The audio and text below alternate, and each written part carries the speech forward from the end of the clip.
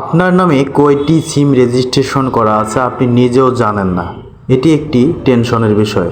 আসলেই আমার নামে কয়টি সিম রেজিস্ট্রেশন করা আছে আমি নিজেও জানি না। তো আসুন আমরা জেনে নেই আপনার নামে কয়টি সিম রেজিস্ট্রেশন করা আছে। তো জানার আগে যারা নতুন অবশ্যই আমার চ্যানেলটিকে সাবস্ক্রাইব করবেন। তো শুরুতেই আমরা যে কাজটা করব সেটা হলো যে ডায়াল অপশনে গিয়ে *16001# আমরা এটা ডায়াল করব। ডায়াল করার পরে এরকম একটা পেজ আসবে, please enter the last 4 digit for your ID number.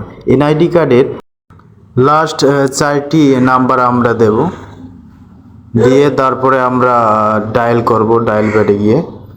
তারপরে এরকম একটি পেজ আসবে, সেটা হলো যে আপনার নামে কয়টি সিম রেজিস্ট্রেশন, যেমন টোটাল আমার নামে 6টি সিম রেজিস্ট্রেশন করা আছে। তো প্রত্যেকটি নাম্বার এইভাবে আসবে। যারা এই ভিডিওতে উপকৃত হন অবশ্যই সাবস্ক্রাইব করবেন। ধন্যবাদ।